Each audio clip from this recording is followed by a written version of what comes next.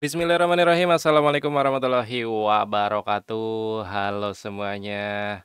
Balik lagi bersama saya Nurul Hadi Pauci di channel Ngapakpedia.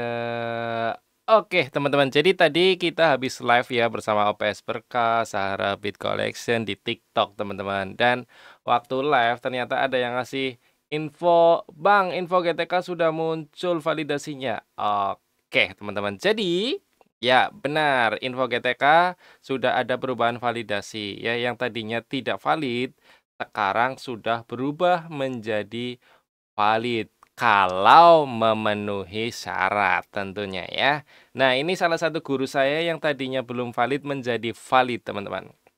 Oke, jadi apa sih yang saya lakukan kemarin gitu ya? Oke, jadi saya jelaskan ya teman-teman melalui PowerPoint seperti biasa kalau saya nggak mau kebanyakan ngedit jadi langsung aja lewat PowerPoint ya. Untuk validasi info GTK tahap kedua ini tanggal 13 Maret 2025 ya.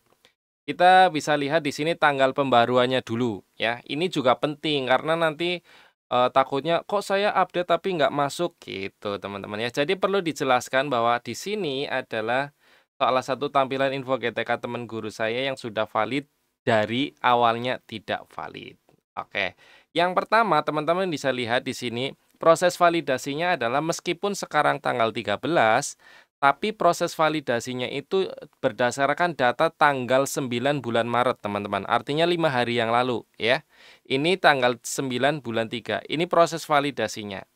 Dan untuk sebelah kiri adalah update data terakhir, artinya data sinkronisasi Dapodik yang masuk ke info GTK. Untuk pembuktian, saya tunjukkan ke teman-teman ya, bahwa Dapodik saya memang tanggal 8 ini, tanggal 8 saya sinkron nih. Jadi untuk sinkronisasi tanggal 10, 11 itu belum masuk ke info GTK. Nah, buat teman-teman yang melakukan perubahan data di Dapodik dan sinkronnya di atas tanggal 9, artinya tanggal 10, 11, 12, 13, itu belum terbaca pembaruan ke info GTK. Karena info GTK-nya itu melakukan update datanya atau proses validasinya itu per tanggal 9 Maret, gitu ya. Oke, jelas ya, itu tanggal dulu, penting perlu saya jelaskan ya. Nah, tanggal di atas itu adalah proses validasi. Jadi, untuk yang sinkron dapodik di atas tanggal 10 belum bisa terbaca. Jadi, nanti akan masuk ke validasi tahap ketiga. Ya, kemungkinan minggu depan lah ya, teman-teman. Oke, nah itu tanggal pembaruan. Kemudian untuk cek validasi jam linearnya. Kemarin itu teman guru saya itu belum valid. Nah, sekarang sudah valid, teman-teman. Yang pertama kita lihat itu di sini. Jika ada tugas tambahan ya, di bagian tugas tambahan pastikan terbaca dan tanggal SK-nya itu tahun 2024 atau tahun 2025. Jika tanggal SK-nya di luar tahun itu, segera diperbarui, karena tugas tambahannya tidak akan terbaca kalau tanggal SK-nya di luar tahun 2024-2025, gitu ya. Itu tugas tambahan. Kemudian dicek di jam mengajarnya. Di sini contoh guru saya adalah guru PPKN, ngajarnya 6 jam, kemudian masuk ke PKL karena swasta ya, itu masuk 1 jam. Dan untuk proyek penguatan profil pelajar Pancasila atau P5-nya itu pegang 3 rombel, itu dapat 6 jam ya. Totalnya menjadi 13 jam. Di sini bisa dilihat ya, jumlah jam linearnya 13. Ini kenapa 20? Karena di sini ada ngajar sejarah ya, ngajar sejarah, ngajar PKL-nya 2 jam, tapi yang terhitung linear cuma 1 jam. Jadi dari 20 mengajar, itu 13 yang linear. 13-nya adalah dari PPKN, PKL, dan P5. Bang, kok itu kepala perpus sama P5 terhitung? Nah, kemarin saya ngomong kalau yang punya TTLE itu kalau punya TTU, TTLE-nya tidak terhitung ya. Tapi di sini kondisi saya adalah guru tunggal, teman-teman ya. Guru PKN-nya itu cuma guru satu, satu guru. Kemungkinan untuk guru tunggal, TTU dan P5 itu masih terbaca. Atau ya, atau mungkin P5 itu memang di tahun ini masih terbaca sebagai jam mengajar linear, ya, bukan tugas tambahan, gitu ya. Sebagai jam mengajar linear. Nah, kenapa saya bisa mengatakan seperti itu, nanti saya jelaskan berdasarkan, tampilan di info GTK. Ada sedikit info yang ingin saya sampaikan teman-teman ya. Jadi seperti itu ya, pastikan penghitungan jamnya patokannya di yang kotak biru ini teman-teman ya. Total jam linearnya ini sudah 25 artinya aman ya, karena kan minimal 24. Nah, sebelum, lebih jelasnya teman-teman bisa simak deh video-video saya yang ini ya, 14 tugas tambahan di info GTK ya. Kemudian cek kapan perubahan info GTK, ini untuk operator bisa membuktikan dan untuk guru bisa ngecek sendiri ya. Ini 2 video ini kalau teman-teman tonton, insya Allah untuk info GTK-nya bisa paham alur dan paham perhitungan jam mengajarnya ya. Yang masih saya sanksi adalah untuk yang P5 teman-teman. Nanti kita lihat, peraturan yang terbaru ya, yang P5 itu kenapa masih terhitung padahal punya tugas tambahan utama ya. Oke, kita lanjut dulu. Sedikit catatan yang ingin saya sampaikan yaitu di sini. Teman-teman silakan download Permendikbud nomor 25 tahun 2024. Nah, kenapa saya menyuruh mendownload itu? Karena di info GTK teman-teman bisa lihat ya. Bentar, bagian ini P5 ya. Ini P5 ya. Ada keterangan mulai tahun 2526 artinya tahun ajaran baru, koordinator P5 masuk sebagai tugas tambahan lain ekuivalensi. Permendikbud nomor 25 tahun 2024. Artinya sesuai video yang saya sampaikan di sini 14 tugas tambahan bahwa P5 itu nanti akan masuk ke tugas tambahan lain ekuivalensi. Nah, kalau sudah masuk ke situ otomatis tidak masuk lagi ke, pembelajaran, mungkin seperti itu ya teman-teman ya. Nah, setelah saya pelajari di Permendikbud nomor 25 tahun 2024, artinya ya untuk P5 saat ini masih terhitung sebagai pembelajaran teman-teman. Intinya begitulah ya, masih bisa masuk ke pembelajaran dan linear. Saya sudah membuktikan sendiri ini linear ya gitu ya. Tapi nih, kita buka Permendikbud ya, Permendikbud nomor 25 tahun 2024. Ini saya jelaskan. Tugas tambahan yang melekat pada tugas pokok ya. Ini artinya tugas tambahan utama yang dihitung 12 jam adalah wakil kepala satuan pendidikan atau kita sebut WAKA ya. Kemudian ketua program keahlian biasanya itu untuk SMK, kemudian kepala perpus, kepala lab gitu ya, atau kepala bengkel atau pembelajaran industri satuan pendidikan. Kemudian itu pembimbing khusus dan TUG. Nah, ini yang A, B, C, D yang paling gampang kita pahami ya. Nah, untuk F, tugas tambahan selain sebagaimana dimaksud huruf A sampai dengan huruf E yang terkait dengan pendidikan satuan pendidikan. Nah, ini F itu adalah tugas tambahan lain yang ekuivalensi. Nah, tugas tambahan lainnya apa saja gitu ya. Tugas tambahan lainnya itu ada di sini teman-teman ya.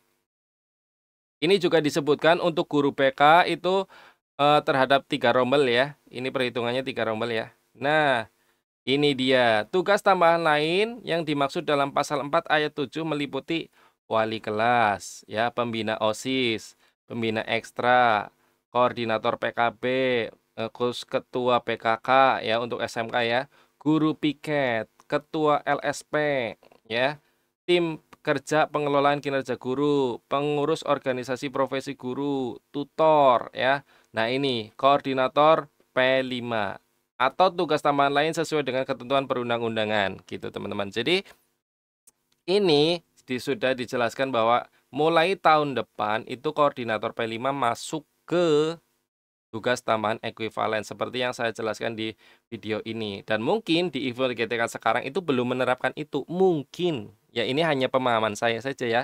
Buktinya ini P5 masih terbaca nih sebagai pembelajaran linear nih ya di Dapodik 2 jam dan ini terbaca linear 2 jam. Artinya ya silakan teman-teman yang mau pakai P5 kalau kurang jam meskipun sudah ada tugas tambahan utama silakan dipakai aja gitu ya. Seperti itu terkait Permendikbud nomor 25 teman-teman. Nah, kita lanjut ya. Catatan lainnya untuk tugas tambahan wajib tanggal tahunnya 2024 atau 2025. Kalau di luar tanggal itu tidak terbaca ya. Kemudian ini tadi di TikTok kita sempat ngebahas ya, ada guru bahasa Inggris, ngajarnya bahasa Inggris, dan jabatannya itu guru mapel, bukan guru kelas ya.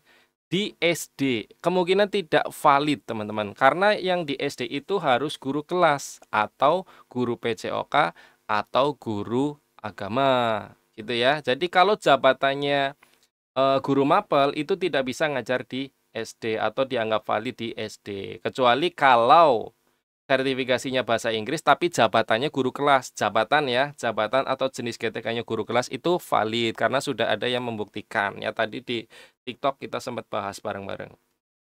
Kemudian yang jam ngajarnya non-induk dan masih belum terhitung, mungkin masih proses validasi ya. Jadi sabar aja ya teman-teman ya. Yang punya jam di sekolah non-induk kalau belum terhitung, harap bersabar. Tapi yang sudah terhitung, alhamdulillah.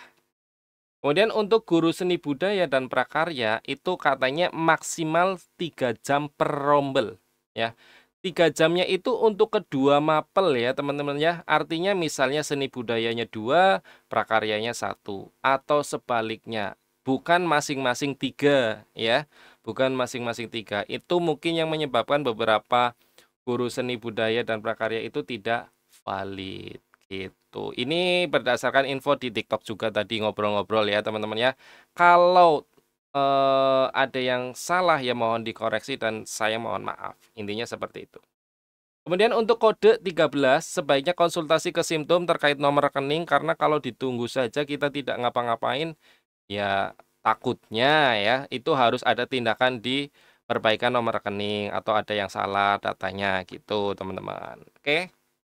Kemudian untuk kode 06 yang dianggap tidak aktif itu juga sebaiknya konsultasi langsung ya. Kenapa dianggap tidak aktif? Takutnya ada masalah data gitu loh ya. Daripada nunggu aja. Tapi kalau mau sabar nunggu ya nggak apa-apa sih. Cuma ini saran ya teman-teman ya dari saya ya.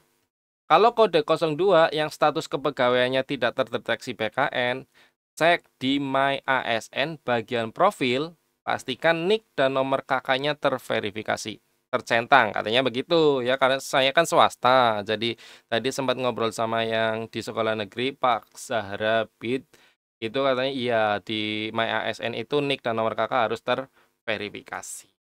Ya, kemudian untuk guru tunggal, nah ini yang paling terakhir validasinya biasanya. Guru tunggal yang belum valid harap bersabar ya, masih ada tahap validasi yang ketiga. Semoga sih sebelum libur. Kemudian untuk yang PLT kepala sekolah juga PLT itu tidak masuk ke jam, tidak masuk ke tugas tambahan. Jadi kalau yang jabat PLT harus punya jam ya. Kalau dia PLT-nya di sekolahnya sendiri. Maksudnya gini, ada kepala sekolah yang menjawab PLT di sekolah lain. Nah, kalau yang seperti itu valid karena nanti kan dia validasinya di sekolah induk. Tapi kalau ada guru di sekolah swasta ditunjuk sebagai PLT kepala sekolah itu tetap harus punya jam di sekolah tersebut agar terbaca. Soalnya kalau PLT saja itu jamnya tidak terbaca. Begitu ya teman-teman. Yang terakhir ya jelas saya mohon maaf jika ada salah informasi atau misinformasi.